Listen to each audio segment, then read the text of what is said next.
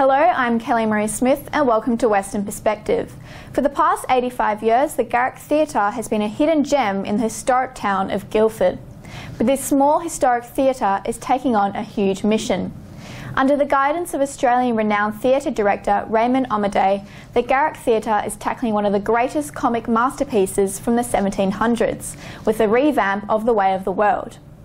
Western Perspective was given an exclusive tour of the theatre before the drama hits the stage in 2018, where we find out what makes this theatre so special. Garrick Theatre is situated in the heritage-listed town of Guildford and is named after the famous English actor David Garrick, who graced the stages of England in the 1700s. Though it's now a well-established theatre company, this charming old building that the theatre company calls home has held many different disguises over the years. This building's been here since 1850. But it would seem the building's true purpose has been brought to life by the Garrick Theatre Company, who have called this historic building their home for the last 85 years.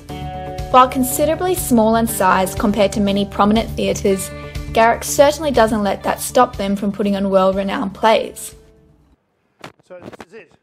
For Ken Harris, current president of the Garrick Theatre Company, that has never hindered their ability as a theatre. There's 78 seats here. It's a full house, and it's very nice and intimate, and gives you a feeling of being part of the story. So it's a lot of people come here and say what a wonderful little theatre it is. When it comes to putting on a great show, Ken and the team at Garrick are all volunteers. All these people are volunteers from the local area and from the greater Perth area, and they do it for the love of putting a whole show together to entertain the public. To say it was surprised when Garrick Theatre got wind of a world-class director wanting to do a passion project at their very own community theatre is a huge understatement. Ken recalls the disbelief, followed by immediate determination to make sure that one of the best theatre directors in Australia knew what he was getting himself into.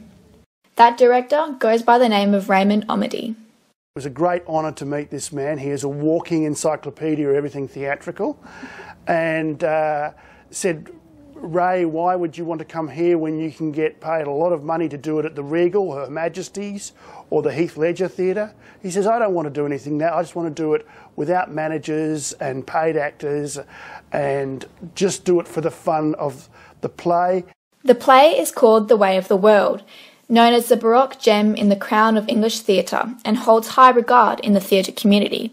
It will be adapted to fit modern audiences, but will still hold its original unique lyrical charm.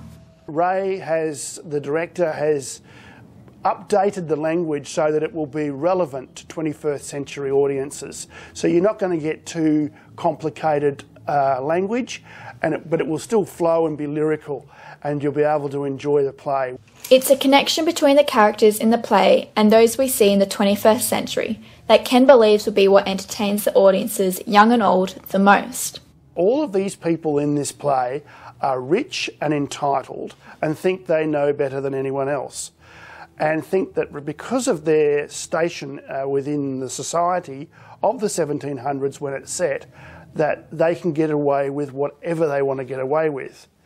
But unfortunately, and when you come to see the play, you'll see that's not necessarily true.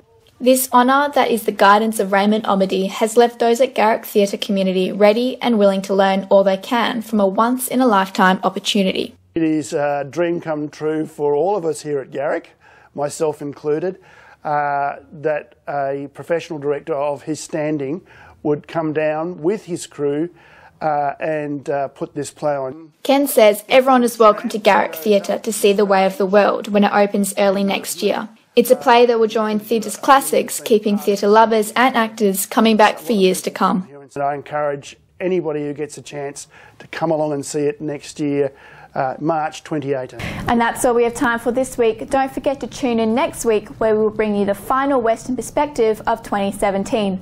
Ivan and Danielle, back to you. Kelly, thank you very much. This week's main news again. The government has copped criticism of its $64 million education cuts, with regional services such as School of Air, residential colleges and regional school camp sites will be axed. The Young Nationals accused the McGowan government of attacking regional students and families, while Greens MP fears the cuts will remove opportunities for Australian students to redo Year 12 in order to get into university. And that's our weekly news and current affairs. You can follow the latest happenings on our website and Facebook. Don't forget to join us next weekend for our final bulletin for 2017. Until we see you then, good night.